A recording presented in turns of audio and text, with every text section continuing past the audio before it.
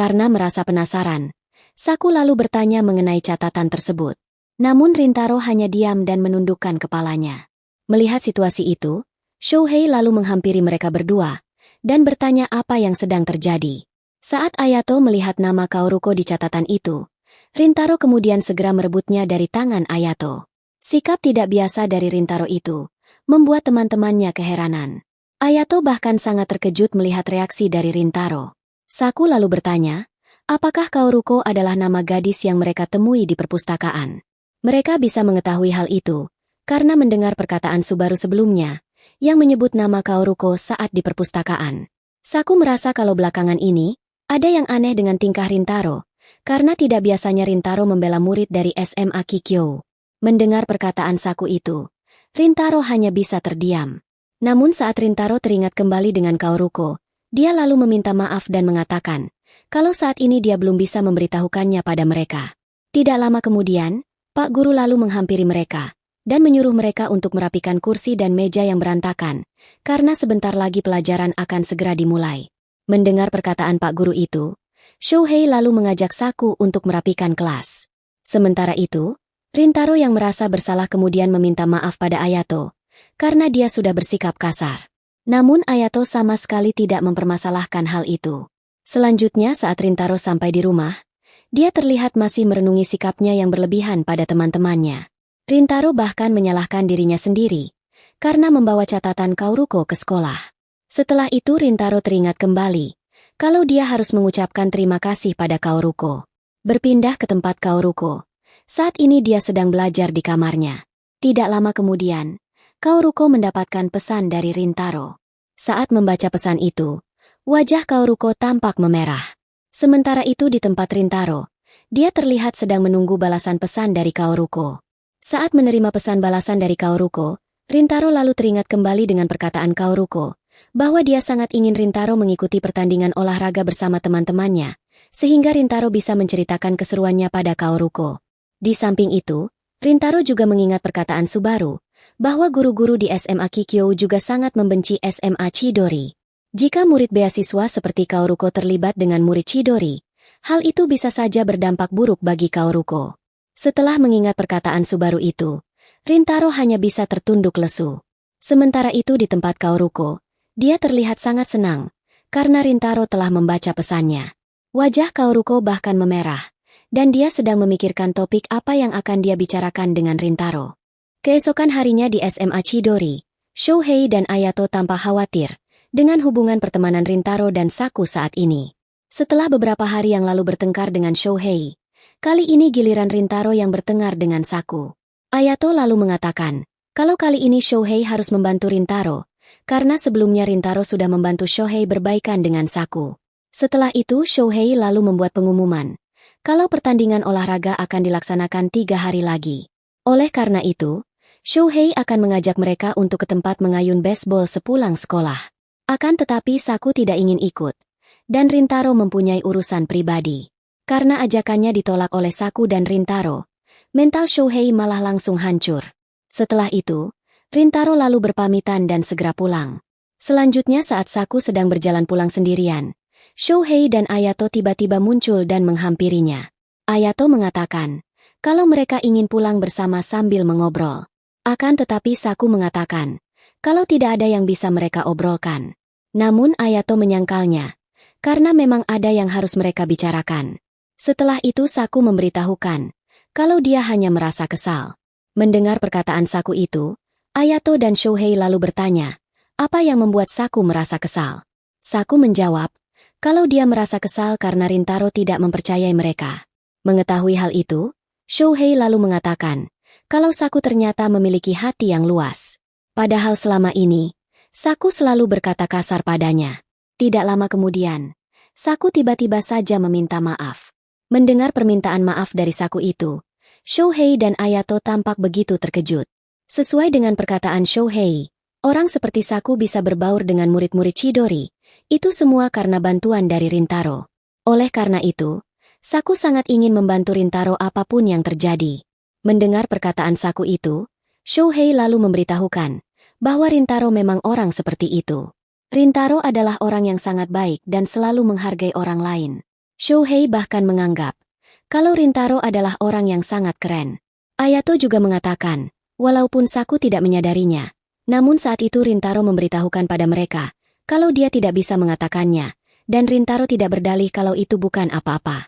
Dan untuk pertama kalinya, perasaan Rintaro bisa sampai pada Ayato. Ayato juga merasa sangat senang, karena Rintaro tidak merahasiakan sesuatu yang menimpanya. Oleh karena itu, mereka sebaiknya menanyakannya langsung pada Rintaro. Walaupun awalnya sulit, namun kelak Rintaro pasti akan menceritakannya pada mereka. Setelah mendengar perkataan Ayato dan Shouhei itu, Saku hanya bisa menghembuskan nafas panjang. Setelah itu, mereka bertiga kemudian melanjutkan perjalanan pulang. Berpindah ke toko kue Rintaro, ibu Rintaro bertanya, kenapa anaknya itu terlihat murung? Akan tetapi Rintaro mengatakan bahwa tidak ada yang membuatnya murung. Namun Kyuko mengatakan kalau dia bisa dengan mudah membaca ekspresi Rintaro. Kyuko beranggapan kalau Rintaro pasti mendapatkan nilai merah dan harus melakukan remedial.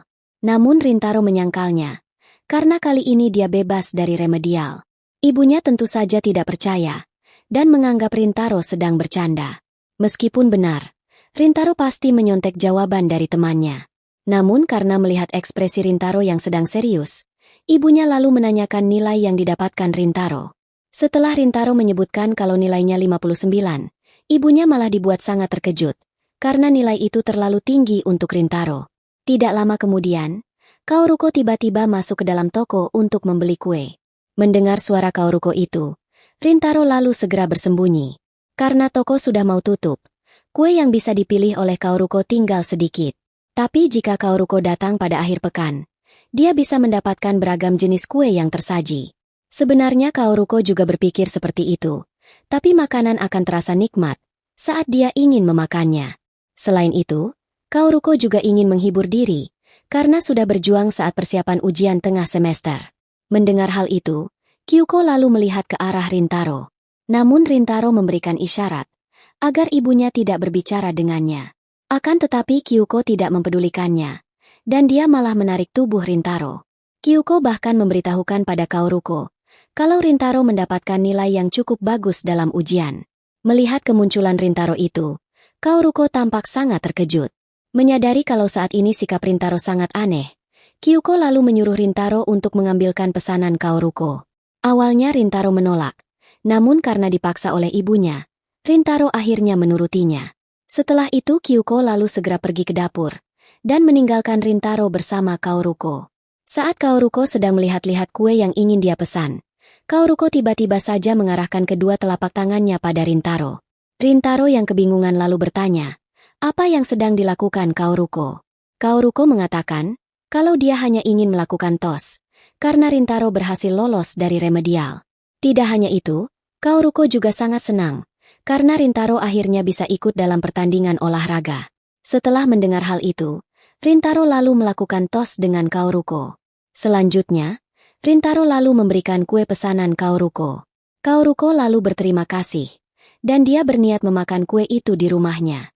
Sebelum keluar dari toko, Rintaro sempat menawarkan diri untuk mengantar Kaoruko sampai ke stasiun. Namun Kaoruko menolak, karena Rintaro masih harus mengurus toko. Menyadari kalau Rintaro terlihat murung, Kaoruko lalu menyarankan agar Rintaro makan banyak jika merasa tidak enak badan. Menurut Kaoruko, mereka akan kembali bersemangat jika sudah makan dengan baik. Melihat Kaoruko yang mengoceh tidak karuan, Rintaro malah dibuat tertawa mendengarnya. Kaoruko lalu bertanya, apakah dia mengatakan hal-hal aneh, sehingga membuat Rintaro sampai tertawa. Namun Rintaro masih saja terus tertawa, sampai-sampai perutnya sakit. Melihat Rintaro yang tertawa bahagia, Kaoruko lalu tersenyum dan merasa bersyukur. Setelah itu, Kaoruko kemudian berpamitan dan mengatakan kalau dia akan datang lagi membeli kue di lain waktu. Setelah Kaoruko pergi, Kyuko lalu keluar dari dapur dan bertanya, apakah Kaoruko sudah pulang? Setelah Rintaro mengiyakannya, Kyuko lalu masuk kembali ke dapur. Sementara itu, Rintaro masih merenung dan berkata di dalam hatinya, kalau sebelumnya perasaannya sangat kacau, namun setelah bertemu Kaoruko, hatinya menjadi lebih tenang. Menurut Rintaro, Kaoruko adalah orang yang sangat baik, pekerja keras, dan punya pendirian yang kuat. Namun itu saja tidak cukup untuk mengungkapkan tentang diri Kaoruko. Berpindah ke tempat Kaoruko yang berada di stasiun kereta. Saat ini dia sedang memikirkan pertemuannya dengan Rintaro. Kaoruko mengatakan, kalau dia baru pertama kali melihat Rintaro tertawa seperti itu, dan Waguri menganggapnya sangat menggemaskan. Kaoruko bahkan berpikir untuk mengirimkan pesan pada Rintaro dan menanyakan keadaannya. Tidak lama kemudian, sebuah pesan dari seseorang tiba-tiba masuk ke handphone Kaoruko. Berpindah ke tempat Rintaro, ibunya mengatakan, kalau makan malam akan segera dia siapkan. Beberapa saat kemudian, makan malam mewah akhirnya siap di atas meja. Saat sedang makan, Kyuko mengatakan, kalau dia membuat makanan mewah itu sebagai perayaan, karena Rintaro lolos dari remedial. Kyuko juga mengetahui, kalau belakangan ini Rintaro sudah belajar keras. Sejak kecil, Rintaro selalu menyerah atas banyak hal.